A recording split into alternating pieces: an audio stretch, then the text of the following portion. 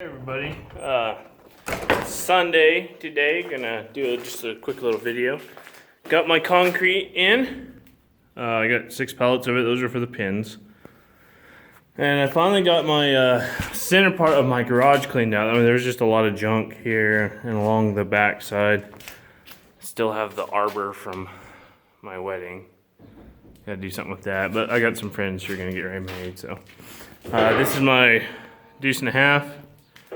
I need to get a new top for it, and I need to build a trailer to take this tank out of it. So I just have a pull trailer for delivering molasses, and I can use the truck for other things. But concrete's in, barn's clean. Did this little project this morning.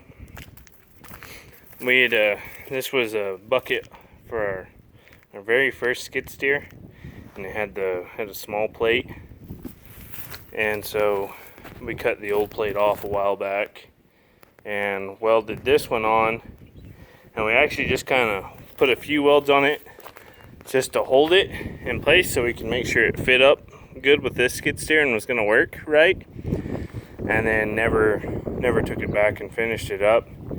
So I had a weld here that had popped, and this thing was starting to flex out, and we got the welder here. I'll go over that in just a little bit, and I just re-welded it on, or welded the one that popped, and finished doing what I should have done. We're gonna add extensions to the bucket anyway, so it'll hold more. But we bought us a new welder about a month ago, and it's a Lincoln. The only other Lincolns we've ever had were the Cracker Box ones. We primarily use Miller welders, so we had a 225 Miller Bobcat and then a 180 for our portable welders. But I guess we did have an old Lincoln Pipeliner. It was old, but we traded it for that Hobart wire feed that we have in the shop, that 250.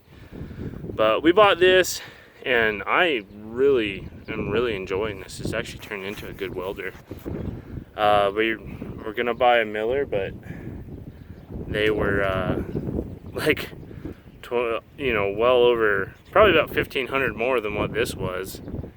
So we bought this just for that job that we were doing in town, and we still have our 225, but it doesn't work on the 225 setting. And that's a single unit inside that welder that takes, to replace that unit for your ranges is $1,500 for just that one unit, and it's just slowly things are wearing out on it. We got it free, and it was kind of beat to hell when we got it, and it's slowly starting to die. So we just decided to get this one because we got a lot of work going on. So, but yeah, that's it's 225, and we can use it as a generator for our wells if we have to. And I'm enjoying it. I like it. It's doing the job. Don't get me wrong, I like Millers, but this one's doing just as good a job, honestly. And now I say that because the one we had doesn't really work too well, but yeah. So this is done for now. Wanted to get it done before it got too big of a deal. And you can see we got some good penetration through there, burning through it. That's the one thing about stick welding, man. That wire feed that we have, it's a 250, and you can really burn through some metal and get some good penetration. But where we're out away from there, a good stick welder will save you. And as long as you don't mind turning it up, you can get some good welds. I like them. A lot of people can't stick weld, which if you learned on a wire feed, it can be hard to transition over, but I think it's something that everybody needs to know how to do. Other thing about today is you're gonna see this. It's Sunday. You're gonna see this video like Tuesday or Wednesday. You're gonna see. You'll have seen my my disc video, and I'm going to ask a question. I think I just need to get a book. I need to find a pen though. That's the problem. So I wanted to draw it out, but that may not be the case. So we'll see what we can't come up with.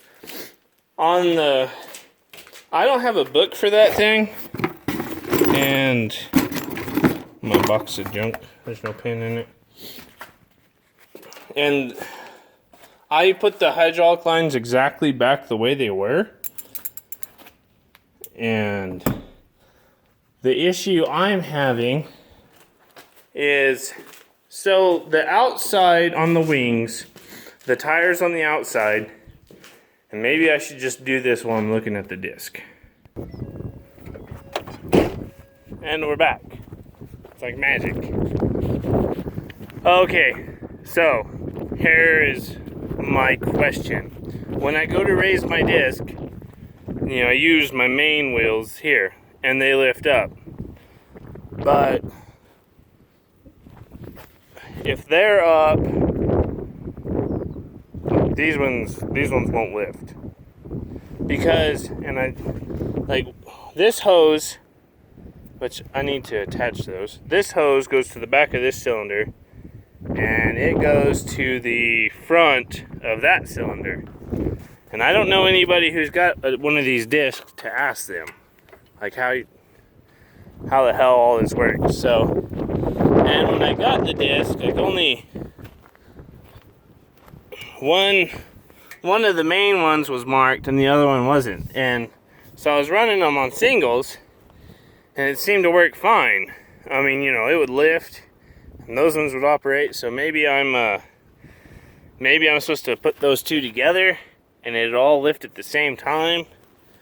But I'm not sure. So if you have a 630 disc and you know something that I don't, tell me. I would appreciate it. But yeah, so I just kind of was dicking around with this thing because I got a bunch of bindweed out here, and I kind of just wanted to start discing on it. And the main reason I came out here is because I greased all these bearings, and I just wanted to start getting everything lubed up good, which they were all, surprisingly, this thing was actually greased up. Like, it had grease in all the bearings. None of them were blown out. It just took a couple squirts and grease was coming out of them. So yeah, I'm pretty impressed with this. And that's just shmoo, I guess. But yeah, so that's where that's at. I may actually be ending up using this thing. Well, I've got to disc that 15 acres of alfalfa under. I'm just going to lightly disc it so I can go through and plant it. And then I'm going to go look at a farm today to maybe lease. We'll see.